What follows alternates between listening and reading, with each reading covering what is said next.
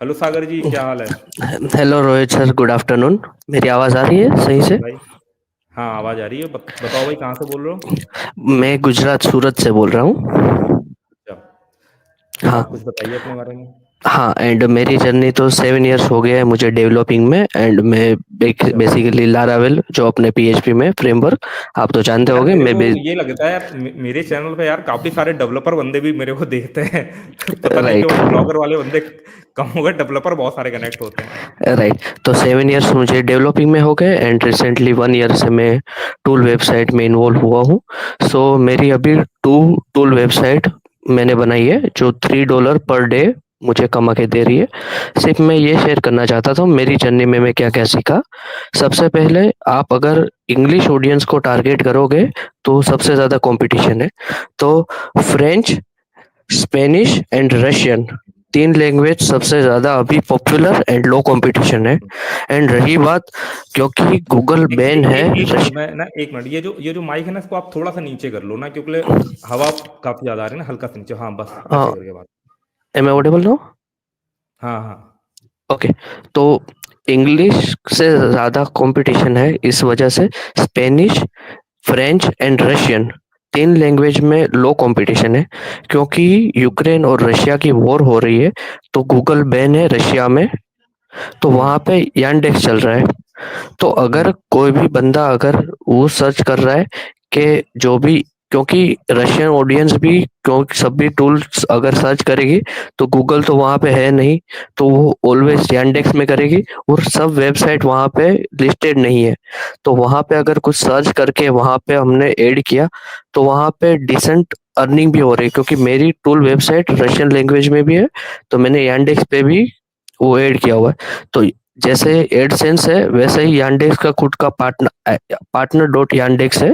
तो वहां पे अर्निंग मतलब 100-200 रुपीज अपने इंडियन करेंसी में वो इजीली हो सकता है। हम्म। एंड भाई, दूसरा चीज। आप तो यार करेक्ट सर। बिल्कुल ही गजब का नॉलेज बता रहे हो, बिल्कुल हट करके। मुझे लग रहा है इस पे तो किसी ने बात ही नहीं करी होगी ना, आपने इस पे कभी सोचा होगा। बताओ भाई, और बताओ थोड़ा सा।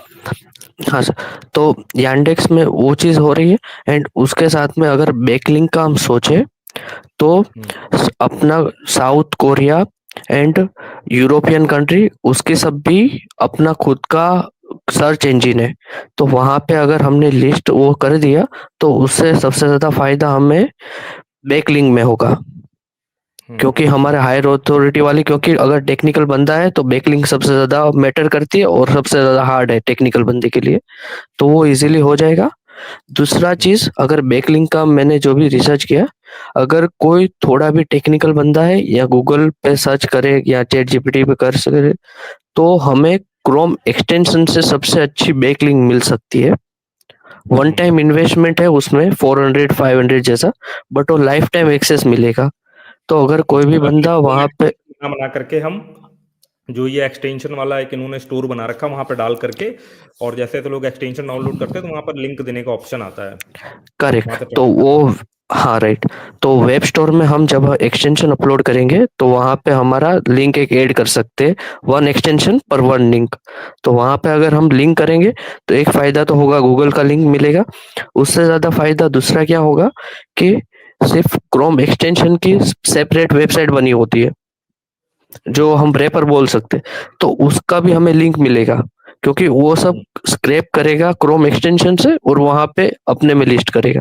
उससे क्या होगा, वहां पे क्रोम का मिल गया। और एक बार हमने अगर क्रोम एक्सटेंशन बना दिया तो हम माइक्रोसॉफ्ट एज में, मोजिला फायरफॉक्स में, वहां पर भी सेम एक्सटेंशन अपलोड कर सकते हैं।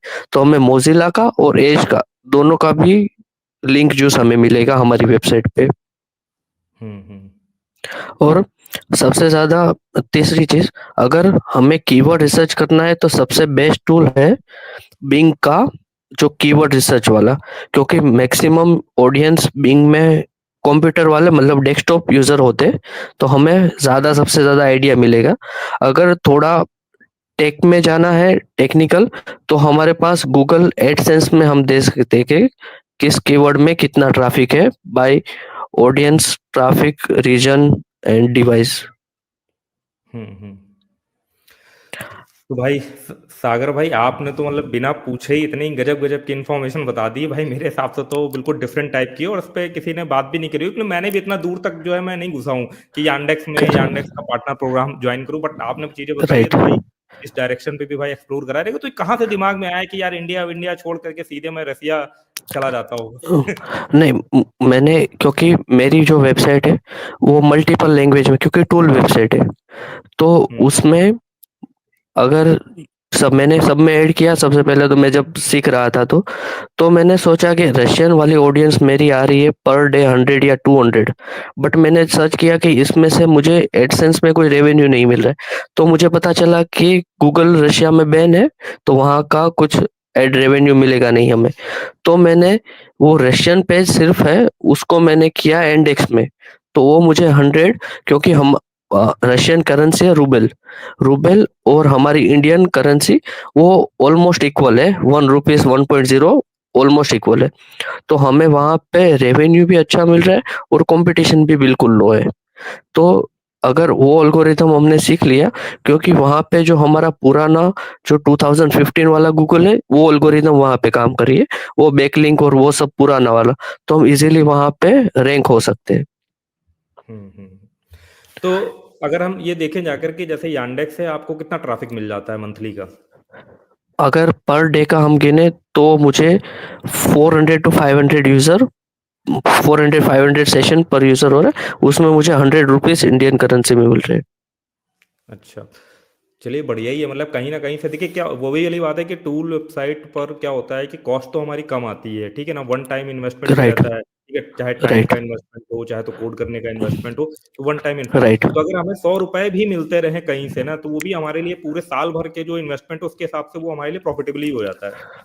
करेक्ट। एंड वहां से हमें नए कीवर्ड मिलेंगे, क्योंकि रशियन लैंग्वेज है, यूक्रेन में भी यूज होती है, मंगोलिया में भी यूज होती है, तो वहां से हमें नए कीवर्ड मिलेंगे।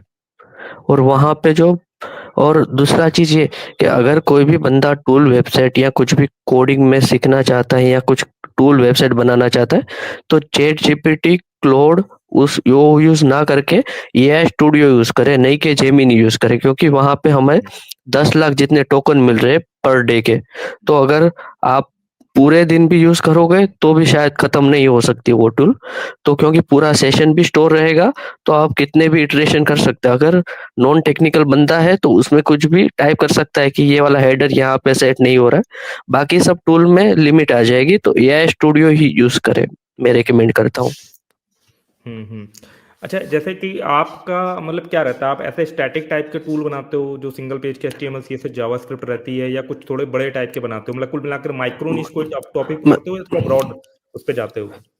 मेरा टॉपिक है चेस। अच्छा, चेस। हाँ, चेस रिलेटेड।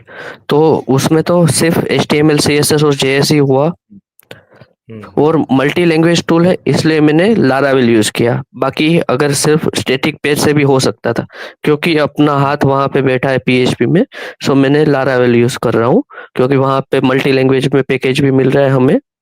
और ऑलवेज अगर साइट में बनाए मल्टी लैंग्वेज का, तो एक सबसे ज्यादा ध्यान रखने की बात है कि वहां पे हमें उसका गूगल का एक फॉर्मेट है। सिर्फ हम जैसे नॉर्मल वेबसाइट में अगर सिंगल लैंग्वेज वेबसाइट है तो वहां पे हम साइट मैप में लिख देते हैं कि ये वाला मतलब name, last mode and priority. उसमें हम्म। हमें एवरी पेज मतलब एच लैंग कैसे करते, तो वो हमें मेंशन करना होता है, तो गूगल को पता चले कि सेम पेज इस सेम मल्टी लैंग्वेज में भी अवेलेबल है, तो हमें उसका प्रायोरिटी मिलेगा, अ, मतलब के मल्टी लैंग्वेज में दिखाने के लिए गूगल को। मल्टी लैंग्वेज दिखाने के लिए, और जो गूगल के separate separate Google search engine है जैसे अलग अलग कंट्री के लिए ना, तो ऐसा नहीं होगा कि आपका इंग्लिश वाला पेज जो है ना वो जर्मनी वाले सर्च इंजन में ऐड हो जाएगा जाके, वो जर्मनी वाले में जर्मनी वाला ही वर्जन जो है वो ऐड होगा पेज का। करेक्ट। एंड अगर ट्रांसलेट भी, जब भी हम एक पेज को अगर मल्टीपल लैंग्वेज में भी ट्रांसलेट करते, तो वो सबसे ज्यादा ध्यान रखने की बात है कि सेम चीज को ट्रांसलेट मत करो। मतलब अगर मेरा कुछ भी इंग्लिश कंटेंट है तो सिर्फ प्रॉम्प्ट में ऐसा मत लिखो कि ट्रांसलेट इंग्लिश टू स्पेनिश और English to any other language, but you should write like humanize content, मतलब जार्गन नहीं होना चाहिए। एंड मतलब दूसरा चीज कि हमें उसको प्रॉम्प्ट ऐसा देना है कि वो ह्यूमनाइज लगे। अगर उसको लगा कि ये वाला मतलब टेक्निक मतलब मशीन मशीन रीडर कंटेंट है तो वो रैंक नहीं करेगा कुल उसको। मिलाकर के ये है कि हमें हमें जब भी हम ट्रांसलेट कर रहे हैं ना, तो वहाँ की नेटिव भाषा में जिस तरीके से लोग आपस में बातचीत करते हैं लिखते हैं ना, तो वो उसमें जो है ना वो उसमें दिखना चाहिए। करेक्ट, वो फ्लेवर आना चाहिए। और मेन चीज वहां पे प्रॉम्प्ट ही है। अगर एक बार हमने प्रॉम्प्ट जनरेट कर लिया तो सेम प्रॉम्प्ट हम चैट जीपीटी से जनरेट करवा कि भाई you act as a multi language specialist in any language and don't use jargon and my specific niche in this और दैट। तो वो अगर स्पेसिफिक प्रॉम्प्ट लिखा हमने तो अगर कितनी भी लैंग्वेज में ट्रांसलेट करेंगे तो इशू नहीं आएगा। तो वो चीज ध्यान रख सकते हैं हम।